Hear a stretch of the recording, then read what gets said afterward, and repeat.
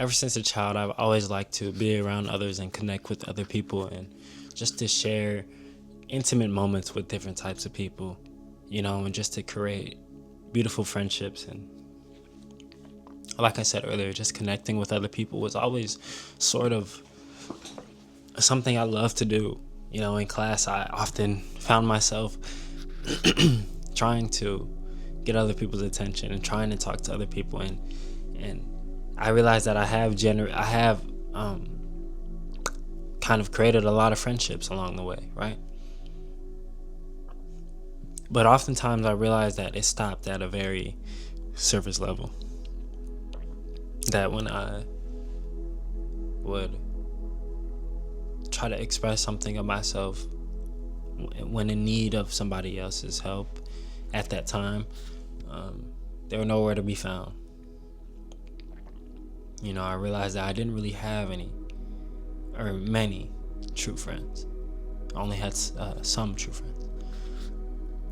And at some point in time, we didn't fall out. My true friends didn't fall out, but it was a time where we just separated from each other. We, in life, sometimes you have to go separate ways and different ways from each other, right?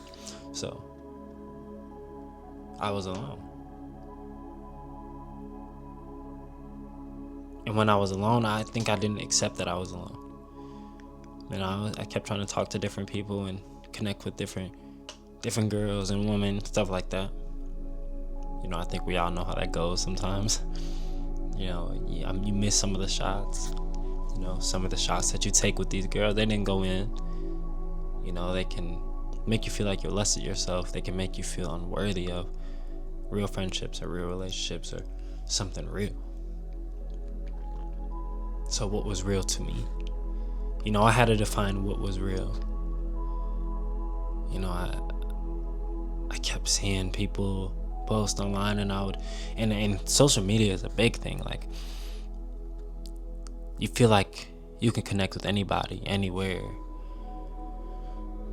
So you try to shoot somebody a text on social media. You try to shoot somebody a text on, any platform. But some people don't even acknowledge your message or respond, and that can even dig yourself into a deeper hole. And that's when I kind of realized that I had to stop trying to chase something. I had to stop trying to be accepted by other people.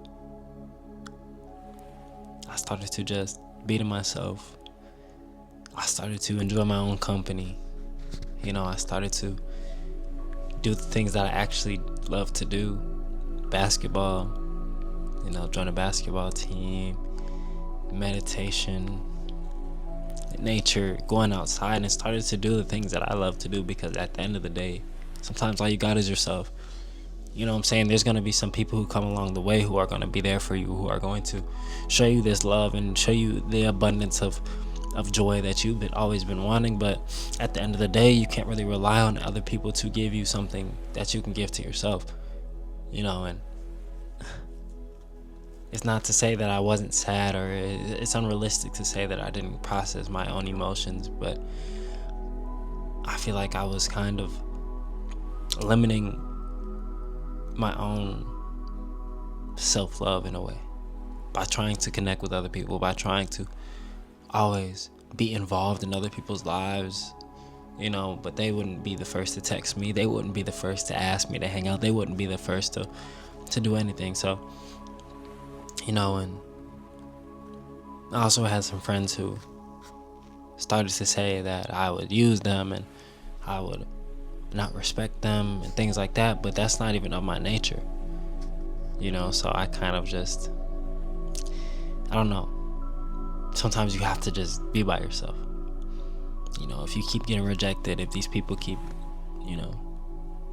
doing you wrong or making you feel like you're less of yourself, then you have to start doing things alone. And I often share my journey with the gym.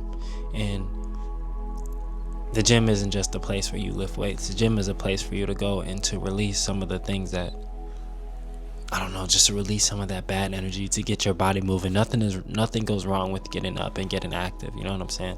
I think there's a study that only like there's like the 90% of people don't work out or don't get active or go to the gym or something like that, or whatever the case may be.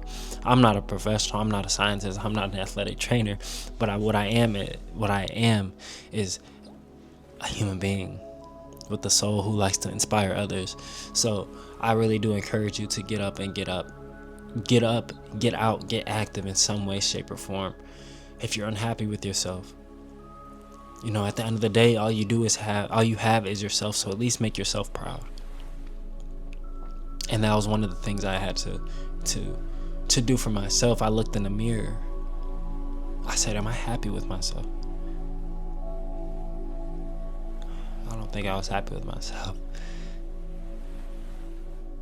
But now, after embarking on that journey, I look in the mirror and I'm proud of myself. Obviously, there's days where you have to doubt.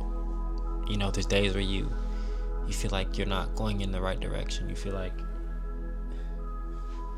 you haven't been making progress, but you have to remember where you came from. And me being a person who was always trying to be involved in everybody else's lives, who loved being in other people's lives, who loved being connected with other people, who loved being involved with other people, comparison was really the thief of my joy. Clothes and money and cars and everything. I feel like you just have to do a lot of the things that you do for yourself. And I mentioned the gym. It's easy to have. I now have a gym buddy sometimes. I can now go to the gym with other people, but you can't rely on these other people to give you that spark. You can't rely on other people's motivation. You have to just do what's right for you. Stay consistent for yourself. Make yourself happy, because at the end of the day, like I said, all you have is yourself. And obviously there's going to be some companions along the way. Like you can see this cat right here, right? There's going to be people who enjoy your hey, watch out, bro. Watch out, bro. Come here. There's going to be people who enjoy your company and who enjoy being around you, and you will start to learn that just being in your own energy, being in your own alignment will start to attract the things that are actually meant for you. But you're never really alone. When you feel like you're alone, you have to remember that there's God, that there's a higher power, there's nature, there's things here to make you feel like you belong, to make you feel like you actually matter. And I feel like we have to take advantage of these opportunities each and every single day. But it's a journey, and you have to find yourself in this journey. There's so many people who go through love and heartbreak and they feel like their life is totally dependent on this girl or this boy. That there's somebody in my Discord, he's even like, yeah, bro, I'm so depressed right now, and my girl is, I'm not about to spill all his beans, but the moral of the story is, when you rely on somebody else for their happiness, when you rely on somebody else for their love, you kind of lose a part of yourself in that. I feel like we shouldn't have to necessarily put a cap on how we should love and how we should love ourselves, but I feel like remembering that you're a beautiful soul, remembering that you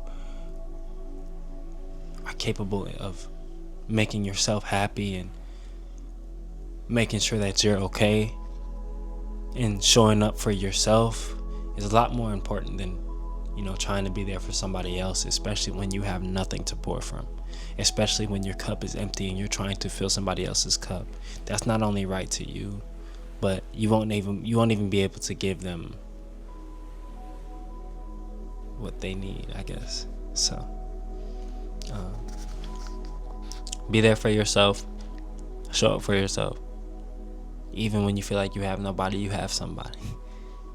You got God. Talk to God, connect with yourself.